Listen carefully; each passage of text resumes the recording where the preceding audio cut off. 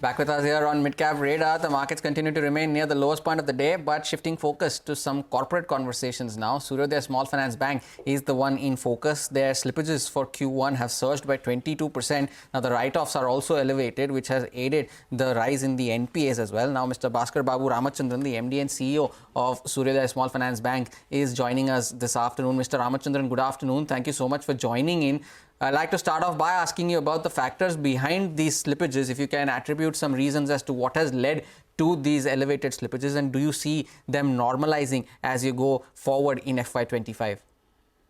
Yeah, we had a pretty good quarter. There has been seasonal slippages, which keeps happening in the first quarter. There has been other reasons like elections and heat wave that apart. But we see that normalizing, we see that improvement month on month. I think July happened to be much better than June. I think they'll get normalized to the regular course during the remaining quarters.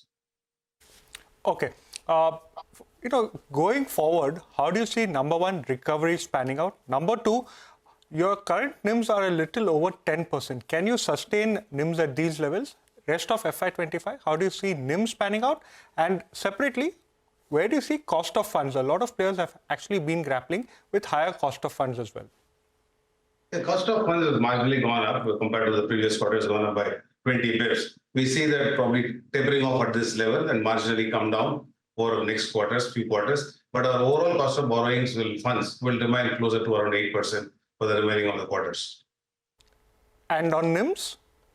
NIMs is at 10% at this point of time. As we balance the portfolio towards more secure, the NIMs will moderate down by a couple of basis points. But the fact is that our cost of operations as well will come down on the secured loans over a period of time.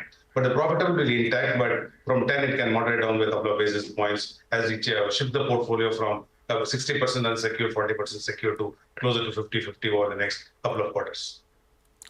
And what would be the quantum by which we will expect them to moderate? And also a word on the loan growth outlook that you have. And eventually you said the mix will be 50-50 for secured versus unsecured, right?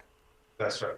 So even though the 50% secured, it's fully credit insured by the CGFMU. So to that extent, it is not completely open unsecured from a portfolio risk management point of view. So, but ideally, this is a mix that we will kind of go towards. While we go towards 50-50, the 10, other things remain the same. We'll moderate down to probably around 9.5-9%. Max would be in the 9% range. You know, Mr. Ramachandran, there have been fears of over-leveraging of customers within the microfinance space, the MFI institutions. There is a fear that there are 6 to 8 loans being given out to a single customer. What's your view there? Have you faced any such concerns? Yeah, there has been reasonable overheating across the sector, predominantly because of whatever last year, there has been a little excessive growth.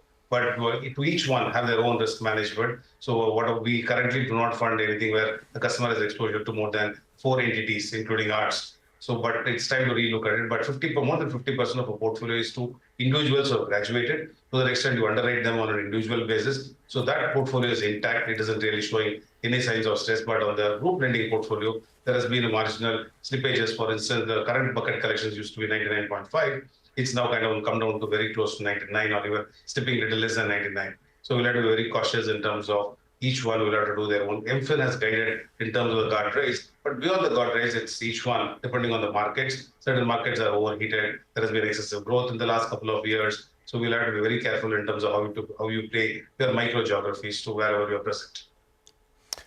You've spoken about as far as asset quality is concerned. Would you be able to quantify it, number one, in terms of, where do you expect to see GNPA trend and where do you expect to see the net NPA trend as well? You've given a guidance for NIMs to moderate from the current 10%, and as the book revenue mix changes, you expect it to moderate between the 9 to 9.5%. Did we get that correct? Perfect. Right. And a word on as far as asset quality is concerned, how do you expect to see the gross and net NPA pan out? See, gross currently for us, while it is 2.7, we expect it to be closer to around 2.5 by the end of the year. On the net, we are currently at 0.4. We'll continue to have a PCR of closer to around 80%. We are currently at around a little higher than 80. We'll continue to at 80, and the net NPA will be hovering in the same range between 0.4 to 0.6 at best. You know, Mr. Ramachandran, there has been a lot of talk about stress in the rural economy. And if you can say, you just mentioned that these were seasonal slippages that you had. Were they from the rural side of rural scheme of things? And if you can also tell us how much percentage of your book is exposed to the rural part of the country and your outlook on the same. So we are predominantly a semi-urban player. So, but around the semi-urban towns, you get 2 kilometers away, we get into the rural patches. So, to the extent of exposure to rural is around closer to around 40% of the microfinance portfolio, which constitutes around 50% of our overall book. So, net is around 20% exposure is what we have to the rural microfinance segment at this point. Mr. Ramachandran, a word as far as return on assets are concerned. How do you see that panning out for FY25? And as the mix changes, how do you see it panning out over FY26 as well?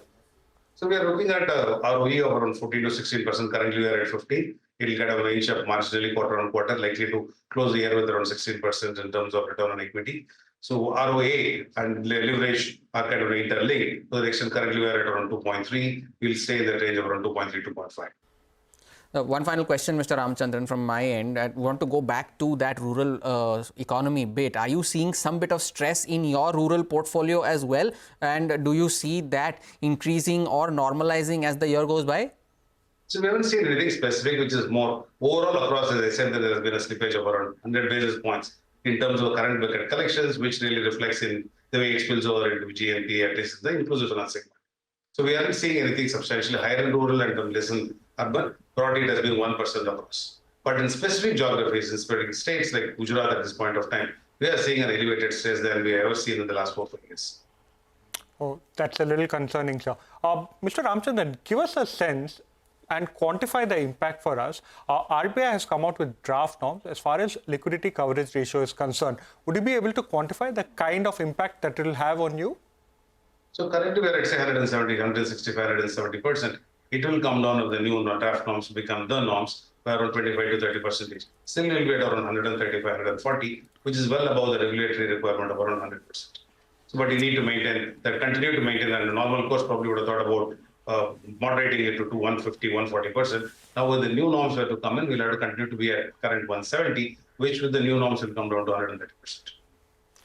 All right, Mr. Ramachandran, thanks a lot for sparing time and joining us this afternoon to talk about the quarter gone by as well as for the road ahead for your company, the management there of Suryoday Small Finance Bank. The stock has seen a bit of a spike as the management spoke, now currently almost 0.8% higher, closer to levels of 200. Time for a short break here on Midcap Radar. On the other side, we focus on some stocks that are buzzing in reaction to their first quarter performance. Stay tuned, back on the other side.